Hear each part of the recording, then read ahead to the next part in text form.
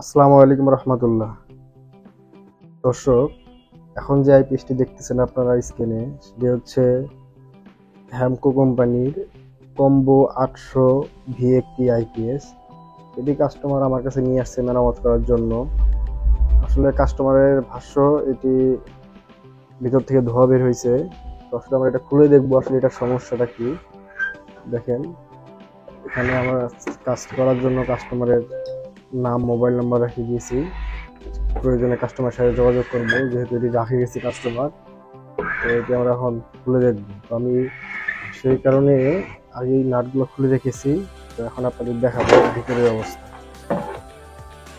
তো দেখতে পাচ্ছেন, এটি একটি হ্যামকোর স্টোরেজ সার্কিট।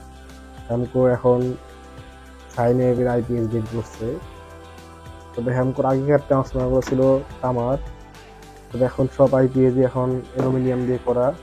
সবাই এখন একটু সাশ্রয় করার জন্য, টাকা সেভ করার জন্য আর কি অ্যালুমিনিয়াম তার ইউজ করতেছে, যা আসলে ঠিক না।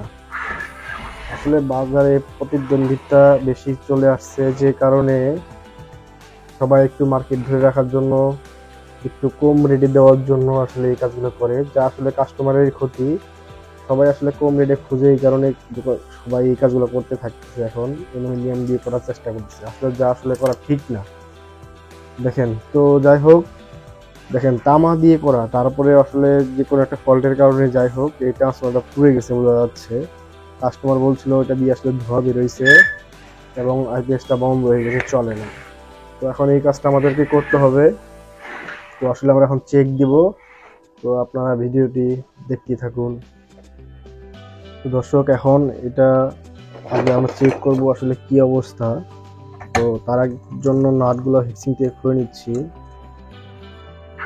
আগে আমরা ফাইনাল চেক দিব, তারপর কি করা যাচ্ছে সেটা দেখব।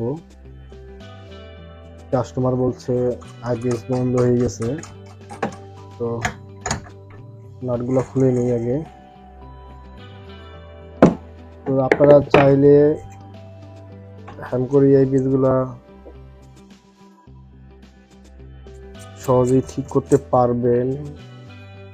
আমার এই চ্যানেলে সব ভিডিও দেওয়া থাকবে ট্রান্সফরমার সম্পর্কে, এবং কি কি সমস্যার কারণে কি কি আইপিএস এর কি সমস্যা হয় এটা বুঝতে পারবেন। তো আগে আমরা সোল্ডার গুলো খুলে নিচ্ছি।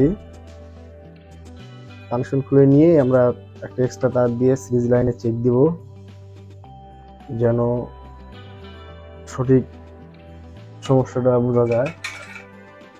আমরা এখন এক্সট্রা একটা লাইন নিচ্ছি, নিয়ে দুই প্রান্তে লাগাচ্ছি, 260 ভোল্টের প্রান্তে লাগাচ্ছি। দেখবো এখন আমার সিরিজ জ্বলে উঠতেছে কিনা। যদি সিরিজ জ্বলে তাহলে সমস্যা। তো আমি এখন সিরিজে লাইন দিয়ে রাখছি। তো হ্যাঁ, দেখতেছেন যে শর্ট হয়ে গেছে, এই জন্য আইপিএসটা বন্ধ। কারণ এখানে যে আপনার 2 শর্ট লাইটটা জ্বলে উঠতেছে, 2 শর্ট লাইট জ্বলে উঠতেছে, কারণ হচ্ছে শর্ট হয়ে গেছে ট্রান্সফরমার।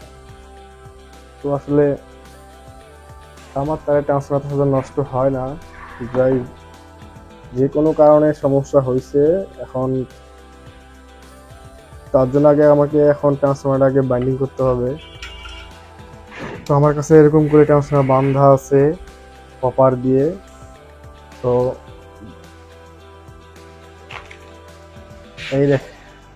এই যে দেখতেই পাচ্ছেন, আমার কাছে ট্রান্সফরমার বাঁধানোই আছে আর কি।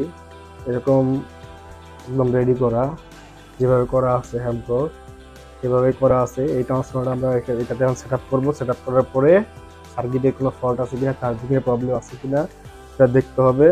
দেখে সব ওকে হয়ে গেলে কাস্টমারকে আমরা দিয়ে দিব। তো আপনারা চাইলে এরকম আইপিএস গুলা সহজেই সমস্যার সমাধান করতে পারবেন, আমাদের কাছে সার্ভিস করাইতে পারবেন। প্রয়োজনে আমাদের সাথে যোগাযোগ করতে পারেন।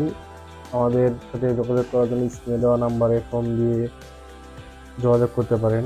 দিনাজপুরের আশেপাশে যারা আছেন তারা সহজেই এই কাজগুলো সহজেই করাই নিতে পারবেন আমাদের কাছ থেকে। সবাই আপনারা ভালো থাকবেন, দোয়া করবেন আমার জন্য। আল্লাহ হাফেজ।